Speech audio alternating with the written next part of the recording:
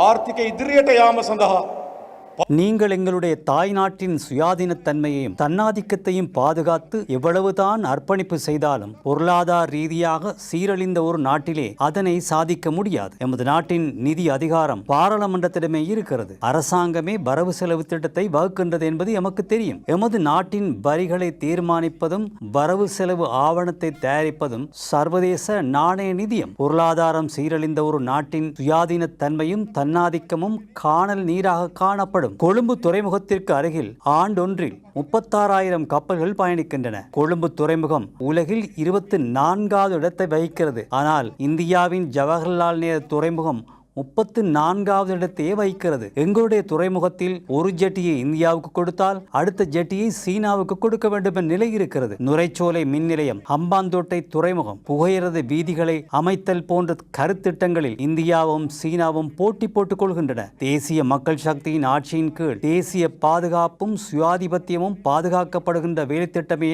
அமுலாக்கப்படும். எம்மை விட சிறிய நாடான சிங்கப்பூர் சுயாதிபத்தியத்தை பாதுகாத்துக் கொண்டிருப்பது பொருளாதார ரீதியாக பலம் அடைந்ததாலேயே என்பதையும் தெரிவித்துக் கொள்கிறேன். அந்த நிலைமைக்கு எமது நாட்டை மாற்றுவது எமது அடிப்படை பொறுப்பாகும். நீண்ட காலமாகவே மக்கள் விடுதலை முன்னணி என்ற வகையில் நாட்டில் நிலவிய உண்மையான பிரச்சனைகள் பற்றி, பொருளாதார பிரச்சனைகள் பற்றி மக்களுக்கு விடயங்களை எடுத்துரைத்தோம். என்றாலும் அவர்கள் உருவாக்கிய இனவாத அரசியல் ஏனைய எல்லா விடயங்களையும் மூடி மறைத்து முழு நாட்டினதும் கவனத்தை யுத்தத்தின் பால் வழிப்படுத்தியது. 1948ஆம் ஆண்டு பெருந்தோட்ட மக்களின் குடியுரிமை பறிக்கப்பட்டது. 56ஆம் ஆண்டு ஒரு பிரச்சனை உருவாகி 1958இல் ஸ்ரீ எழுத்தை அளித்தமை, 1965இல் டட்லியின் வயிற்றில் மசாலா வடை என கூறி பேரணி நடத்தியமை, 1972இல் தமிழ் ஐக்கிய முன்னணி உருவாக்கப்பட்டு 1976இல் தமிழர் ஐக்கிய விடுதலை முன்னணியாக மாற்றிக்கொண்டு வட்டுக்கோட்டை மாநாட்டில் தனி பிரகடனம் செய்யப்பட்டமை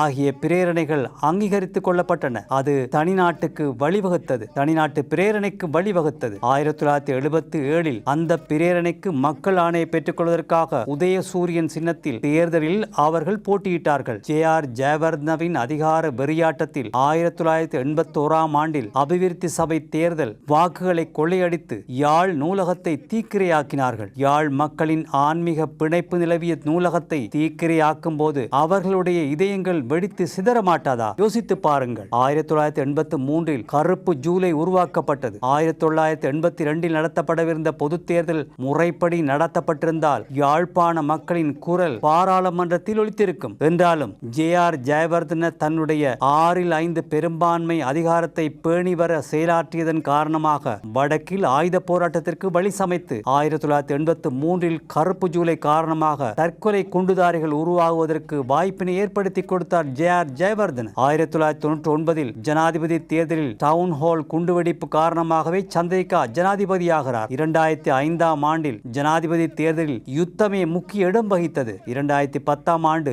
ஜனாதிபதி தேர்தலில் யுத்தத்தை முடிவு கொண்டு வந்த கௌரவத்திற்காக 2வது தடவையாகவும் மஹிந்த ஜனாதிபதியாக்கப்படுகிறார். சரத் பொன்சேகா ஜனாதிபதி வேட்பாளராக வருவதும் யுத்தத்திற்கு தலைமைத்துவம் வழங்கியதாலேயே 2019இல் உயிர்த்த ஞாயிறு தாக்குதலுக்கு பின் உருவாக்கிய குண்டு பீதி காரணமாகவே கோட்டாபய ஜனாதிபதியாகிறார். அவர்கள் யுத்தத்தை உருவாக்கி நீண்ட காலமாக அவர்களின் இருப்பினை உறுதி செய்து கொண்டாலும் இப்போதும் ரணிலும் மஹிந்தவும் யுத்தமில்லாமல் போனதால் சோர்வடைந்திருக்கிறார்கள். மீண்டும் ஒரு மத பூசலை ஏற்படுத்துவதற்காக வடக்கிலும் தெற்கிலும் முயற்சி செய்து வருகிறார்கள். அதனாலேயே அவர்களுக்கு தேசபந்து வேண்டும். அவர்கள் ஒருபோதும் யுத்தத்தில் பாதிப்படைந்தவர்களாக மாறாமல் தமது அரசியலுக்கு அதனை பயன்படுத்தி வந்தார்கள். යුක්තිය ඉටු කරන රාජ්‍ය තමයි ජාතික ජනබල විඥාන. වෙන කිසිවෙක් බියට පත් යුතු නැහැ.